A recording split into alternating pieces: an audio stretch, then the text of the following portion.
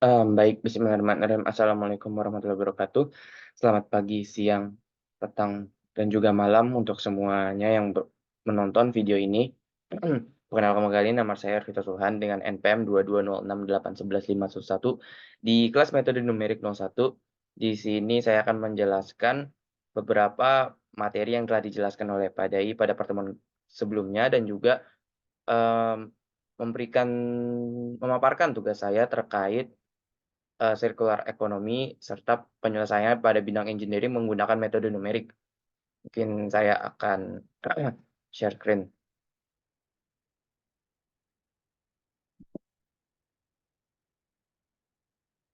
Baik, ini dia, metode numerik 01, di mana saya Arvito Sulhan akan menjelaskan terutama metode numerik pada bidang engineering, penyelesaiannya untuk sirkular ekonomi.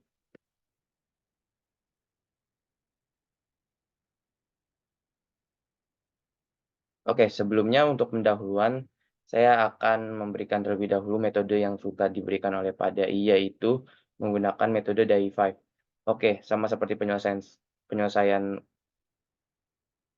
masalah pada sebelumnya, di sini penyelesaiannya juga menggunakan metode Dai 5, di mana kita harus tetap conscious thinking dan juga kita harus sadar dalam penyelesaian tugas kita dan juga memahami bahwa semua tugas kita diselesaikan oleh Allah karena bantuan Allah dan juga untuk Allah juga. Nah, oleh karena itu dengan pendekatan ini maka semoga saja saat menyelesaikan permasalahan kita bisa tetap sadar, tetap kritis, serta mendalam tentang masalah yang ingin diselesaikan.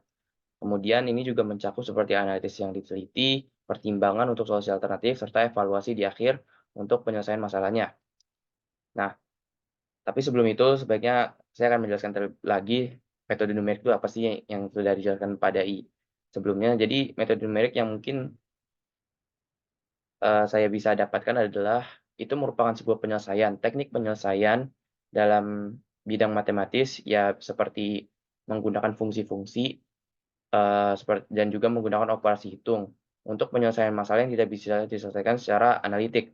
Nah, untuk tugas ini, pada kasus ini, metode numerik bisa terlihat dalam kasus-kasus untuk menyelesaikan permasalahan. Bagaimana pendekatan ini dapat membantu menyelesaikan permasalahannya meskipun tidak bisa secara analitik. Contohnya sih seperti apa sih metode numerik ini? Contohnya itu bisa dengan simulasi aliran fluida, bisa dengan ada juga dengan analisis grafik keuangan, untuk yang pada main trading-trading dan juga yang terutama kita sebagai maaf, teknik mesin, mechanical engineering adalah analisis kekuatan struktur. Nah, selanjutnya yang akan dibahas juga merupakan circular economy, di mana ini memodelkan siklus hidup dari produksi dan juga mengoptimalkan proses daur ulang. Nah, maksudnya itu seperti apa? Jadi pertama pasti semua produk-produk yang sudah kita buat pasti berasal dari raw material atau dari bahan baku yang mentah. Kemudian diproduksi dan didistribusi, assembly, digunakan dan juga dibuang atau bisa dimanufaktur kembali dengan cara recycle. Mungkin gampangnya ada flowchart di bawah yang bisa memanfaatkan atau menjelaskan secara grafik maksud yang saya jelaskan. Jadi, misal dalam suatu produk itu sudah selesai dipakai, kita bisa, eee, barang-barang tersebut supaya menjadi raw material kembali yang nanti bisa akan digunakan untuk produksi, distribusi, dan juga lain sebagainya. Ini juga bisa jadi step evaluasi untuk kita. Maksudnya step evaluasi adalah step evaluasi di mana sebuah produk ini bisa nggak sih kita jadikan ulang menjadi bahan baku, bisa kita manufaktur ulang atau di-assembly ulang untuk part-part yang lain, supaya bisa mengikuti perkembangan zaman sekarang ini yaitu SDG. SDG Sustainable, eee, yang mengikuti apa sih, yang mengikuti permasalahan SDG yang suka dibawa-bawa oleh pemerintah-pemerintah dalam atau luar negeri sekarang ini. Nah, contoh penyelesaian metode numerik pada permasalahan engineering pada sirkular ekonomi ini, saya akan membawa kasus ventilasi MRT di Stasiun Setiabudi. Nah, tentu stasiun MRT ini sudah beroperasi lama sekali kan ya. Nah, kemudian dalam sirkular ekonomi ini mau di-recycle, maksudnya mau ditambahkan fungsi-fungsi baru di ventilasi MRT ini. Nah, salah satunya adalah ventilasi output, yaitu blower yang keluar yang mengeluarkan dan juga memasukkan udara masuk dan juga mengeluarkan udara dari dalam stasiun. Nah, rencananya ini mau dibikin sebuah videotron. Tentu ini akan merepotkan dalam arti kata menyusahkan, airflow dari ventilasi ini atau dari, eee, udara yang keluar ini.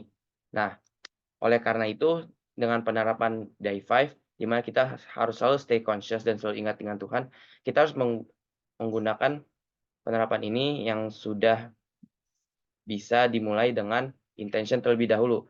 Intention kita apa sih untuk permasalahan ini? Nah, intention-nya saya di sini adalah membuat di kasus ventilasi ini adalah membuat sebuah ventilasi yang di mana dipasang videotron untuk circular economy ini, eee bisa mengeluarkan airflow yang sama dengan tidak dipasangnya videotron.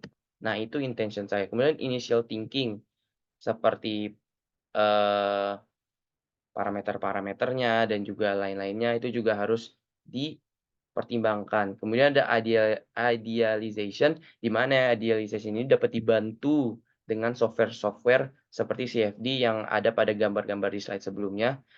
Di sini idealization-nya seperti ada berapa banyak bukaan, ada berapa banyak keluaran untuk ventilasi tersebut. Kemudian yang terakhir adalah instruction, yang sudah jelas sendiri itu adalah instruksi kita tuh selanjutnya tuh harus seperti apa. Nah, kesimpulan yang bisa didapatkan dari, tugas ini yang berupa penyelesaian engineering dengan metode numerik pada circular economy adalah dapat membantu mengasah kemampuan teknis kita dengan mengembangkan kemampuan berpikir kritis dan analitis untuk menyelesaikan permasalahan dalam circular economy di bidang engineering.